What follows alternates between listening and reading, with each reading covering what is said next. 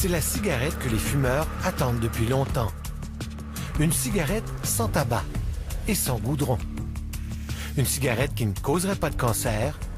Une cigarette qui pourrait même permettre à certains fumeurs d'arrêter de fumer. Avant cette invention, j'avais essayé, je sais pas, au moins 4-5 fois. Et c'est vrai que là, le fait d'avoir commencé la cigarette électronique a fait que du jour au lendemain, j'ai complètement arrêté la cigarette. Parce qu'il y a quand même 15 millions de fumeurs. Et les fumeurs, quels sont les fumeurs? Ce sont des victimes de l'industrie du tabac. Donc il faut non pas les montrer du doigt, il faut les aider. Mais la cigarette électronique peut aider. La cigarette électronique peut aider. Là où ça peut être la pire des choses, c'est quand on voit qu'il y en a au goût vanille, au goût bubblegum. Voilà. C'est que vous entraînez les enfants. Disons, bah, tiens, c'est plus facile de vapoter que de fumer. C'est pour ça que j'ai entendu dernièrement un député parler de la distribution, parce que la question du lieu de vente, évidemment, économiquement, va être importante. J'ai cru entendre un député qui conseillait de mettre cette cigarette électronique dans les bureaux. Dans les bureaux de tabac. Dans les bureaux de tabac. C'est extraordinaire. Vous imaginez, je vous propose un médicament anti-alcool et je vous dis, n'ayez crainte, vous allez le trouver au bar du coin. Vous voulez lutter contre la dépendance. Mais dans la dépendance, il y a le produit, mais il y a aussi le rituel de consommation du produit.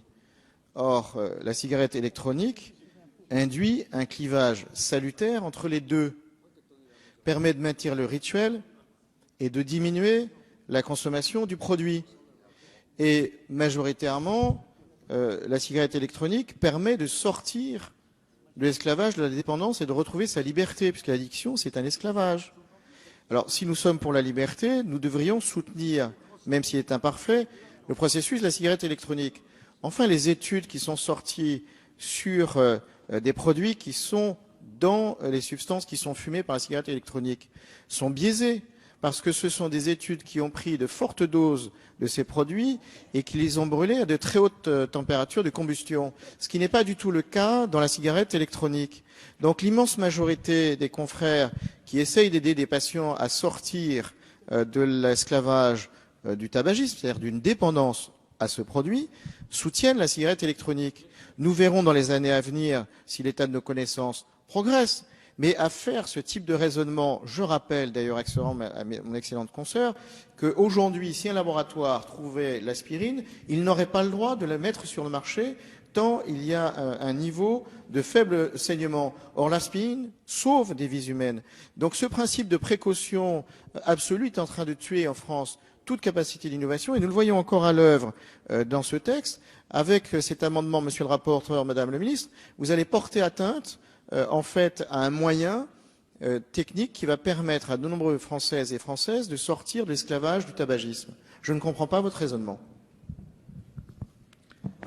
Avec la cigarette électronique, on a éliminé les 3 grands poisons du tabac que sont le goudron, le monoxyde de carbone, les particules fines qui donnent les cancers, l'infarctus du myocarde et puis les bronchites chroniques. Donc après on se posait la question, mais est-ce qu'il resterait quelque chose de dangereux? Mais c'est sur ce point-là, c'est là que je trouve ça ridicule. Et si on veut comparer la dangerosité de la cigarette électronique avec d'autres produits, si je place le tabac complètement à gauche, ensuite l'alcool, ensuite les produits hyper gras, ensuite les produits hyper sucrés, eh ben je me rends compte que la cigarette électronique, elle est à côté des fruits, des légumes et du poisson. C'est vraiment un danger très très faible. Il y a des pesticides dans certains légumes, il y a des métaux lourds dans certains poissons. Voilà le niveau de danger auquel nous sommes avec la cigarette électronique. Madame la ministre, vous savez, comme moi, qu'il y a un vrai débat au niveau de la santé publique sur la cigarette électronique. Et aujourd'hui, ce débat n'est pas tranché dans le monde scientifique. Il y en a qui sont pour, d'autres qui le recommandent comme un moyen solide pour sortir du tabagisme. Donc je trouve effectivement un peu maladroit que le législateur et surtout l'exécutif viennent prendre des décisions avant une lisibilité et une visibilité scientifique du corps médical. Si j'entends les arguments du rapporteur, alors allons plus loin et supprimons et interdisons également tous les substituts nicotiniques. Supprimons les patchs, la publicité contre les substituts nicotiniques, puisque aujourd'hui, les cigarettes électroniques, certes, elles contiennent de la nicotine, comme les patchs contiennent de la nicotine, comme certains chewing-gums contiennent de la nicotine. Aujourd'hui, ce n'est pas la nicotine qui est mise en cause quand on parle de cancer du poumon, quand on parle de cancer de la vessie. C'est pas la nicotine qui est mise en cause. Ce sont les goudrons et toutes les substances qui accompagnent la nicotine à l'intérieur de la cigarette. La nicotine, pour un fumeur, est finalement, dans la cigarette, une toute petite partie du risque. Il y a un risque d'addiction. On s'accroche à cause de la nicotine, mais on tombe malade, on attrape le cancer à cause de tout ce qu'il y a autour de la nicotine. Là, on a quelque chose qui n'est pas tout à fait inoffensif, mais qui est infiniment moins dangereux que la vraie cigarette. Donc pour le fumeur, il y a un bénéfice à passer à les cigarettes. Et il est évident que, de la même façon que vous avez confondu prévention et prohibition, vous confondez nicotine et goudron. C'est quand même un problème préoccupant à ce stade de nos débats. Il n'y a pas de goudron, il n'y a pas de monoxyde de carbone dans les cigarettes électroniques. Non, il n'y a pas de combustion de tabac, donc on élimine tous les grands poisons du tabac. Donc ça, c'est vraiment la grande différence. Et justement, vous parliez de dangerosité et d'effets à long terme. Pour vous donner une image, les fumeurs aujourd'hui, c'est comme s'ils débarquaient sur une plage de Normandie, on leur tirait dessus avec des balles réelles. Il y en a 1 sur 2 qui vont mourir du tabac.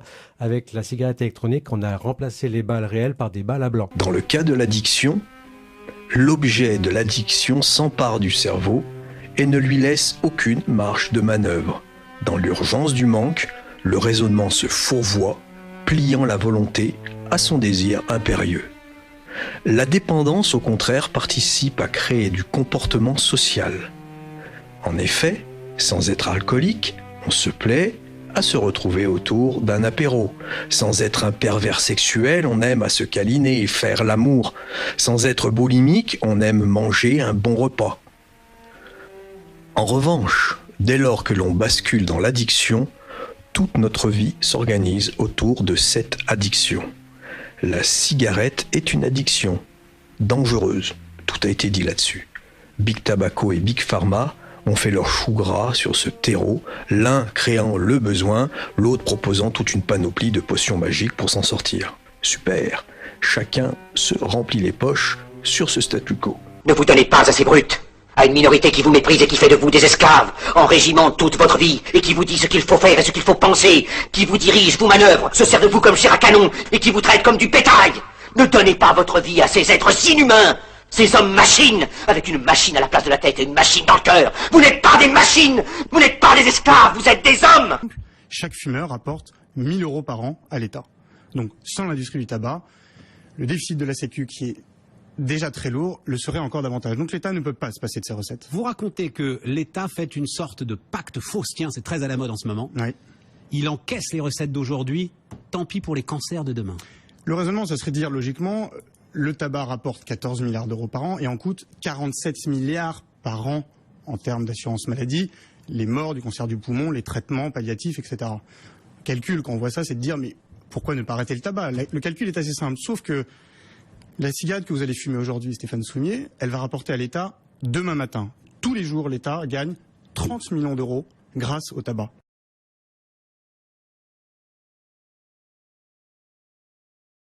Ah non, et puis Dieu sait ce qu'il y a comme additif dans ces liquides, moi je me méfie. Hein.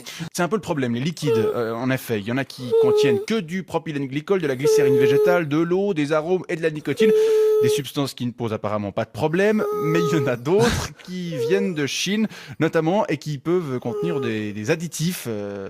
En fait, il suffit juste de bien choisir. Ouais, mais moi, je veux savoir ce que je m'envoie dans les poumons.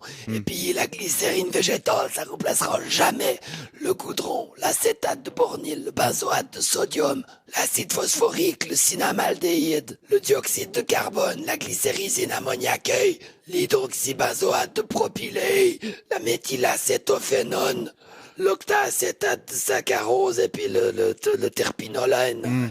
Que des produits naturels, que des produits qui sont pas électroniques.